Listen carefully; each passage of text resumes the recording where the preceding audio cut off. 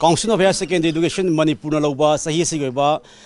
12 class परीक्षा की फल ngasi लाउथोखिबो लोयना हाइरिबा अदुगुम लबा परीक्षा दुगी साइंस स्ट्रीम दा अहानबो पोजिशन लौरखबा अराप्ती मै लेकाय दगी राहुल नावरेंबा टोम टीवी गा अतेन मतमगी मनुंगदा उनबी पावदम याम थमजगे अहानबो पोजिशन लौरखबा राहुल नावरेम अखोय अराप्ती मै लेकाय लेबा नावरेम जिबोल अमसोंग नावरेम ओंबी शांतिबला देवी की मसा अनिगी मनुंगदा अहानबने हाइरिबा महिरोय राहुल नावरेमना अपुनबा सब्जेक्ट सिंगी मनुंगदा इंग्लिश मणिपुरी फिजिक्स केमिस्ट्री अमसुंग बायोदा लेटर मार्क सिंग फंगबुलोयना अपुनबा मार्क सामरीगा हुमद्रागा निपाल फंगदुना पोजिशन लौरखिबने हौजी हौजी पोजिशन लौरिबा राहुल नावरेम की थबनुंगदा करी फावरबे हाइबदु मियाम थमजे राहुल ngasi साइंस स्ट्रीम की ओइना मणिपुर पुंबगी ओइना 12 क्लास ता अहानबा पोजिशन लौरकपदा राहुल की थमोय करी फावे अहानबा ओइना आई मैम खुरमजरी अदुगा आइना ngasi मणिपुर की ओइना मैम के मकोक थोंबा ngangpasi यामना हरावबा फावे अदुगा मसिगी क्रेडिट से की ममा बाबादा पिनिंग होय ममा बाबाना पोपी बनी ममा बाबाना ngasi फावो सेबिरी ngasi maksu ममा बाबादा ngasi की पोजिशन लौबे क्रेडिट पिनिंगी अदुबो अखोगी स्कूल की महिरोय सिंगे मरक अमसुंग नंगबु ताकपी तंबी ओजा नंगी फ्रेंड सर्कल अमदि लेबिबा कयो लेकागी फैमिली की मिंगसिदि कई हाइनिंगे मखोइसु आइगी हाइदि आंगांग ओइदि हौना आइगी लाइबा लंबीसिदा मोगी रोलसु यामना चावै मोगी मतेंग यामना पांबिखि आइगी लैरिबा स्कूल की ओजासिंग ट्यूशन की ओजासिंग अमदि आइगी फ्रेंड सर्कल अमदि लेकाइगी मिसिंग मखोइसिंग आइना आंगांग ओइदि हुजिक सिगी लेवल सि यौरना होनबदा मोगिसु चौबा मतेंग यामना पांबिखि ओइकी मणिपुर की सनबिदा ट्यूशन तोबी कल्चर मखक दम सटलि लेदो राहुल दी हाइ सब्जेक्ट सिंग करी करी सब्जेक्ट ट्यूशन तोबी ट्यूशन से तुम फाउंडेशन की वन दे अनंब तुम चले मरमदी सिगे जुम ट्यूशन की तुम कानाब लै अदु कानादबस लै कानादब से तुम चलिबा मीदु की मखादा पोले हजनिंगे मरमदी माना ट्यूशन दु तौरिबदो फजना ममुताना तौद्रबा आदि मीना चनैना पंगसा चनबा अदु तारगदी कानाब अमता फंगोय अदु नतबिदा मपुंग फाना ट्यूशन दु ताकलैबा खोलै मैम दु फजना आदि फंगिबा नॉलेज मैम दु फजना सिजनबिबा तारगदी अदुम ट्यूशन की जु तुम कानै सब्जेक्ट क्या मुझे स्पीक सब्जेक्ट से पुलब अदुम चले अदुदी युमददी लाइक क्या मुको पाबी नोंगदा युमदा हदे 11 12 सिमदी अखोइगिदी ऑनलाइन ngata ओइग्रबनिना मतमजे दुम फ्री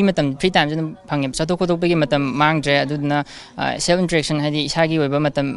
सेल्फ पीबा हदि सेल्फ रीडिंग की मतम जे यामना फंगिबनिना अदुम फ्री टाइम जे दुम सिटी पोजिशन होदर म ओरे दु तुंगदसु महिरो म्याम हौरे महिरो सिददी करी स्टडी द करी हाइनिंग बलै अना हाइनिंग बसे हार्ड वर्क सिमा यामना मरोय अदुबु हार्ड वर्क हायना हाइंग एग्जाम दो हाइंग हाइबदु द ngasi खक हार्ड वर्क पुट अप तोरगा अदुना माइ पाकने अदुदी खितंग आइडिया दो लांख्रे अदुना तबिदा कंसिस्टेंट ऑन हार्ड वर्क से हेक चही होरकपदेगी होना नंगी नोमगी थादगदब हार्ड वर्क तो लेपतना अदुम थादबिबा एग्जाम नक्सला काना थादब नतब कंसिस्टेंट ओइबा कंसिस्टेंट अमसुंग हार्ड वर्क अनि से इरोइनना चमिनबा याम दरकार ताइ से अदु मखाता नदी राहुल कई तोगे द खली दुगा फर्दर स्टडी से आउटसाइड तोगे द खमरा मणिपुर तोगे खनबा आइजे हुजिक नीट सु ट्राई तौगिने दुगा सीयूटी ना कमन यूनिवर्सिटी एंट्रांस टेस्ट अनि सिदा ट्राई तौरगा चही मांगनदबिदा अफंगबा अफबा अमदा चंगनी अदुगा नीट से खन तारगदी मेडिकल लाइन्स दा दुम मणिपुर दुम तमथाबा नत्रगा नीट से फंगौद्रगा ना जनरल लाइन ओना मपालुम दा तम ओके राहुल हौजी की मतम ना हम या महिरोय मैम ना मोबाइल सिनबगी सनबी म लई अदु मोबाइल से फबल लंबी सिनगदी फै हाई फतब लंबी चलगदी फति हाई राहुल नदी मैम तो कई हाइनिंगे सात्र सिंदा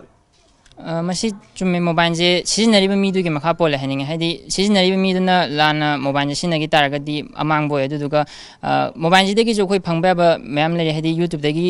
लेक्चर येंबा यारी अदि गूगल दगी खोइना डाउट लरबा कांदा डाउट क्लियर तोबा मैम यारी अदुना मोबाइल के जो कानाबा मैम ले कानाबा मैम से सिनदबिदा गेम गुंबा दुगुंबा नाकलम दहिदु की तारगदी अमांग बोय अदुदुना चुमना सिजनबिबा सिजन बेच अदो हौजिक दमदम से थोइबा तोगान तोगान मिंसा की थोकसिंग थोइ खुदम मोइना ngarang फावदा लिटिल फ्लावर इंग्लिश स्कूल दा मसक खंगदबसिना बोम लंगसिलगा महिरो सिंग लाइक तम फंगदबि अवाब लै ngasi su हाइदिबा स्कूल दुगी महिरो सिंग ना वकन फम फम कांदा मतुंग दा मन तोबिगनु महिरो संग सिंग से शांति थंबियो महिरो संग सिंग की महिरो सिंग शांति तम निंखा तम लाइक तम जगी खाइगे पोट थाइ हाइदबि हाइबले को अदो राहुलना महिरो अमा ओइना हिंसा की थोकसिंग चथरपसिदि मयामदा अमसुंग कई हाइनिंग बलै मसी हैबदी लाइक तंबा हैबसी वायलेंस आउट द फ्री ओइबा एनवायरनमेंट अमदा लाइक से फजना तमकांदा हैदि सात्र हैबसी नेशन जिगी पिलर ओइदुने अदुना मोइ सेमगत हैबसी नेशन दुगी चाखोल खोंथांगदा ख्वाइदगी मरु ओइबा थौने अदुना सात्रगी लाइक तंबा हैदि सिगी लंबी जिदा अयदा पंपि बजी याजनिंगदे ꯑꯗꯣ ꯍꯧꯖꯤꯛꯀꯤ ꯉꯁꯤꯒꯤ ꯆꯤꯞ ꯃꯤꯅꯤꯁꯇꯔ ꯅꯣꯡꯊꯣꯝꯕꯝ ꯕꯤꯔꯦꯟꯅ ꯄꯥꯜꯂꯤꯕ ꯕꯤꯖꯦꯄꯤꯒꯤ ꯂꯩꯉꯥꯛꯁꯤꯅꯁꯨ ꯏꯗꯨꯀꯦꯁꯟ ꯄꯣꯂꯤꯁꯤ ꯐꯖꯅ ꯁꯦꯝꯅꯤ ꯑꯃꯁꯨꯡ ꯃꯍꯩꯔꯣꯏ ꯈꯨꯟꯅꯥꯏꯒꯤꯗꯃꯛ ꯇꯣꯉꯥꯟ ꯇꯣꯉꯥꯟꯕ ꯄꯣꯂꯤꯁꯤ ꯄ꯭ꯔꯣꯒ꯭ꯔꯥꯝ ꯑꯃ ꯂꯩꯔꯤ ꯃꯌꯥꯝꯁꯨ ꯄꯥꯏꯈꯠꯂꯤꯅ ꯁꯔꯀꯥꯔꯅ ꯍꯥꯏꯔꯤ ꯑꯗꯨꯕꯨ ꯉꯁꯤ ꯐꯥꯎꯕꯗ ꯃꯍꯩꯔꯣꯏ ꯈꯨꯟꯅꯥꯏ ꯍꯥꯏꯕ ꯇꯥꯏ ꯇꯣꯉꯥꯟ ꯇꯣꯉꯥꯟꯕ ꯃꯍꯩꯔꯣꯏ ꯁꯥꯇ꯭ꯔꯁꯤꯡꯅꯗꯤ ꯃꯇꯝ ꯆꯥꯅ ꯂꯥꯏꯔꯤꯛ ꯐꯪꯗꯕꯒꯤ ꯑꯋꯥꯕ ꯂꯩꯕ ꯀꯥꯎꯟꯁꯤꯂꯤꯡꯅꯁꯨ ꯂꯥꯏꯔꯤꯛ ꯃꯇꯝ ꯆꯥꯅ ꯄꯨꯊꯣꯛꯄ ꯉꯝꯗꯕ ꯕꯟ ꯕ꯭ꯂꯣꯀꯦꯠꯅ ꯇꯧꯁꯤꯜꯂꯛꯄ ꯃꯌꯥꯝ ꯑꯃ ꯂꯥꯏꯔꯤꯛ ꯇꯝꯕ ꯐꯪꯗꯕꯤ ꯇꯣꯉꯥꯟ ꯇꯣꯉꯥꯟꯕ ꯏꯁꯨ ꯃꯌꯥꯝ ꯑꯃ ꯑꯩꯈꯣꯏ ꯃꯍꯩꯔꯣꯏ ꯈꯨꯟꯅꯥꯏꯗ ꯊꯦꯡꯅꯩ ꯑꯗꯣ ꯃꯍꯩꯔꯣꯏ ꯑꯃ ꯑꯣꯏꯅꯗꯤ ꯀꯩ ꯍꯥꯏꯅꯤꯡꯉꯤ ꯃꯁꯤ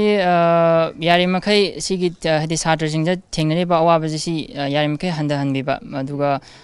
ꯁꯥꯇ꯭ꯔꯁꯤꯡꯗ ꯃꯍꯩꯁꯤꯡꯁꯦ ꯃꯄꯨꯡ ꯐꯥꯅ ꯇꯝꯍꯟꯕ ꯉꯝꯕ ꯁꯤꯒꯤ ꯂꯝꯁꯤꯗ ꯆꯥꯎꯈꯠꯅꯕ ꯁꯤ ꯃꯇꯥꯡꯁꯤꯗ ꯈꯤꯇꯪ ꯃꯤꯠꯌꯦꯡ ꯆꯪꯁꯤꯟꯍꯟꯅꯤꯡꯉꯤ ꯀꯥꯎꯟꯁꯤꯜꯅꯕꯨ ꯂꯧꯕ ꯑꯣꯏꯔꯣ ꯑꯗꯒꯤ ꯀꯣꯁꯦꯝꯅꯕꯨ ꯂꯧꯕ ꯑꯣꯏꯔꯣ ꯚꯣꯠꯅꯕꯨ ꯂꯧꯕ ꯑꯣꯏꯔꯣ ꯀ꯭ꯂꯥꯁ 10 11 12ꯒꯤ ꯄꯔꯤꯈ꯭ꯌꯥ ꯃꯇꯝ ꯆꯥꯅ ꯍꯥꯏꯗꯣꯛꯇꯕꯒꯤ ꯃꯃꯥꯡꯊꯛꯇ ꯑꯩꯈꯣꯏ ꯑꯋꯥꯕ ꯃꯌꯥꯝ ꯂꯩꯈꯤ ꯍꯟꯗꯛꯇꯤ ꯌꯥꯝ ꯐꯖꯅ ꯍꯥꯏꯗꯣꯔꯛꯏ ꯁꯤꯗꯤ ꯃꯈꯥ ꯇꯥꯅꯗꯤ ꯀꯥꯎꯟꯁꯤꯜꯗ ꯀꯔꯤ ꯑꯄꯤꯜ ꯇꯧꯅꯤꯡꯉꯤ ꯍꯥꯏꯗꯤ 12 ꯂꯣꯏꯔꯛꯄ ꯍꯥꯏꯕꯁꯤ ꯍꯥꯏꯗꯤ ꯏꯁꯥꯒꯤ ꯑꯣꯏꯕ ꯂꯥꯏꯟ ꯑꯃꯗ ꯆꯠꯇꯣꯏꯅꯤꯅ ꯍꯥꯏꯗꯤ 12ꯒꯤ ꯔꯤꯖꯜꯁꯤꯒꯤ ꯕꯦꯁ ꯇꯧꯔꯒ ꯂꯥꯏꯟꯗꯨꯗ ꯆꯠꯂꯛꯇꯣꯏꯅꯤꯅ ꯔꯤꯖꯜꯁꯤ ꯈꯤꯇꯪ ꯉꯟꯅ ꯍꯥꯏꯗꯣꯛꯄ ꯁꯤꯁꯦ ꯑꯗꯨꯝ ꯆꯍꯤ ꯈꯨꯗꯤꯡꯒꯤ ꯑꯣꯏꯅ ꯉꯟꯅ ꯍꯥꯏꯗꯣꯛꯅꯤꯡꯉꯤ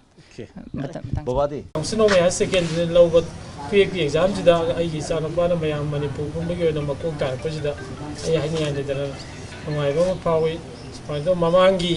ꯃꯦꯇ꯭ꯔꯤꯛꯀꯤꯗ ꯃꯥꯅ ꯊꯥꯔ ꯇꯥꯈꯤꯕꯁꯤꯅꯁꯨ ꯍꯟꯗꯛꯀꯤ ꯇꯨꯌꯦꯜꯞꯀꯤ ꯁꯤꯗꯩꯁꯤꯗ ꯃꯥꯅ ꯐꯥꯁ ꯇꯥꯕꯒꯤ ꯑꯩꯗꯤ ꯁꯤ ꯌꯥꯝꯅ ꯆꯥꯎꯕ ꯃꯔꯝ ꯑꯃꯅ ꯃꯃꯥꯡꯒꯤꯗꯨꯗ ꯃꯥꯅ ꯇꯧꯖꯈꯤꯕ ꯑꯦꯁꯄꯦꯛꯇꯨꯒꯤ ꯈꯤꯇꯪ ꯑꯣꯟꯅ ꯇꯩꯅꯕꯗ ꯂꯥꯛꯈꯤꯕꯗꯨꯒꯤ ꯆꯦꯂꯦꯟꯖꯤꯡ ꯑꯃꯒ ꯂꯣꯏꯅꯅ ꯃꯥꯅ ꯀꯟꯅ ꯍꯣꯠꯅꯗꯨꯅ ꯑꯗꯒꯤ PFCꯗ ꯃꯥꯅ ꯐꯥꯁ ꯇꯥꯖꯕ ꯉꯝꯖꯕꯅꯤ ꯑꯗꯨ ꯃꯁꯤ ꯃꯥꯅ ꯐꯥꯁ ꯇꯥꯖꯕ ꯃꯥꯒꯤ ꯀ꯭ꯔꯦꯗꯤꯠ ꯃꯥꯅ ꯍꯣꯠꯅꯖꯃꯟꯒꯤ ꯃꯈꯥ ꯄꯣꯟꯅ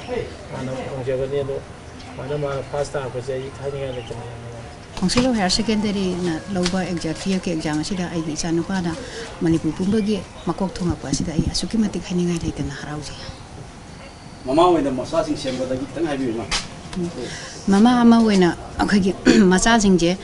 ꯃꯃꯥ ꯑꯃ ꯑꯣꯏꯇꯥꯔꯒꯗꯤ ꯑꯉꯥꯡꯁꯤꯡꯁꯦ ꯀꯃꯥꯏꯅ ꯇꯧꯔꯒ ꯀꯔꯤ ꯇꯧꯔꯒ ꯃꯈꯣꯏꯁꯤ ꯀꯔꯣꯟꯗ ꯀꯔꯤꯗ ꯁꯣꯏꯈꯤꯒꯗꯒꯦ ꯉꯥꯡꯈꯤꯗꯒꯦ ꯍꯥꯏꯕꯁꯦ ꯑꯩꯈꯣꯏ ꯁꯦꯟꯅꯕ ꯑꯃ ꯃꯊꯧ ꯇꯥꯏ ꯁꯦꯟꯅꯕ ꯍꯥꯏꯕꯗꯤ ꯀꯩꯅꯣ ꯍꯥꯏꯕ ꯃꯇꯝꯗ ꯃꯈꯣꯏꯒꯤ ꯂꯥꯏꯔꯤꯛ ꯄꯥꯔꯤꯕ ꯑꯗꯒꯤ ꯃꯈꯣꯏꯅ ꯀꯔꯤ ꯇꯧꯔꯤꯕ ꯍꯥꯏꯕꯅꯆꯤꯡꯕꯁꯤꯡ ꯑꯗꯨ ꯑꯩꯈꯣꯏꯅ ꯂꯣꯏꯅꯃꯛ ꯁꯦꯟꯅꯔꯕ ꯃꯇꯨꯡꯁꯤꯗ ꯑꯩꯈꯣꯏꯒꯤ ꯑꯉꯥꯡꯁꯤꯅ ꯃꯥꯒꯤ ꯀꯔꯤ ꯍꯥꯏꯇꯥꯔꯦ ꯃꯥꯒꯤ ꯂꯦꯚꯦꯜ ꯑꯃꯈꯛ ꯃꯥ ꯃꯁꯥ ꯃꯊꯟꯇꯅ ꯈꯟꯖꯕ ꯉꯝꯕꯒꯤ ꯂꯦꯚꯦꯜꯗꯣ ꯑꯗꯨꯐꯥꯎꯗꯤ ꯑꯩꯈꯣꯏꯅ ꯁꯦꯟꯅꯕꯤꯕ ꯑꯗꯨꯒ ꯑꯩꯈꯣꯏ ꯃꯁꯤ ꯀ꯭ꯂꯥꯁ 5 ꯐꯥꯎ ꯑꯣꯏꯒꯗ꯭ꯔꯥꯅ ꯑꯩꯅ ꯈꯜꯂꯤ ꯀ꯭ꯂꯥꯁ 5 ꯐꯥꯎꯁꯤꯗꯤ ꯃꯥꯒꯤ ꯐꯖꯅ ꯑꯩꯈꯣꯏꯅ ꯃꯥꯒꯤ ꯑꯁꯣꯏ ꯑꯉꯥꯝ ꯃꯌꯥꯝꯁꯦ ꯑꯩꯈꯣꯏꯅ ꯂꯣꯏꯅꯃꯛ ꯁꯦꯟꯅꯕꯤꯔꯀꯥꯟꯁꯤꯗ ꯑꯗꯨꯒꯤ ꯃꯊꯛ 6ꯇꯒꯤ ꯍꯧꯔꯒꯗꯤ ꯃꯥꯒꯤ ꯃꯁꯥꯒꯤ ꯑꯣꯇꯣꯃꯦꯇꯤꯀꯦꯜꯂꯤ ꯃꯥꯒꯤ ꯃꯁꯥꯒꯤ ꯑꯣꯏꯕ ꯃꯥꯒꯤ ꯅꯣꯂꯦꯖ ꯑꯗꯒꯤ ꯀꯩꯅꯣꯁꯦ ꯑꯗꯨꯝ ꯍꯧꯔꯛꯑꯦꯕ ꯑꯗꯣ ꯁꯤꯗꯒꯤꯗꯤ ꯑꯗꯨꯝ ꯑꯩꯈꯣꯏꯅ ꯂꯥꯞꯁꯦꯟ ꯁꯦꯟꯅꯔꯒ ꯍꯥꯏꯇꯥꯔꯦ ꯃꯥꯒꯤ ꯆꯥꯎꯔꯥꯛꯄ ꯑꯃꯈꯛ ꯁꯦꯟꯅꯔꯀꯥꯟꯗ ꯑꯗꯨꯃꯥꯏꯅ ꯇꯧꯔꯒ ꯃꯃꯥꯁꯤꯡꯁꯦ ꯑꯁꯤꯒꯨꯝꯕ ꯑꯄꯤꯜ ꯁꯦꯟꯅꯕꯤꯌꯨ ꯍꯥꯏꯕꯒꯤ ꯑꯄꯤꯜꯁꯤ ꯄꯤꯖꯅꯤꯡꯉꯤ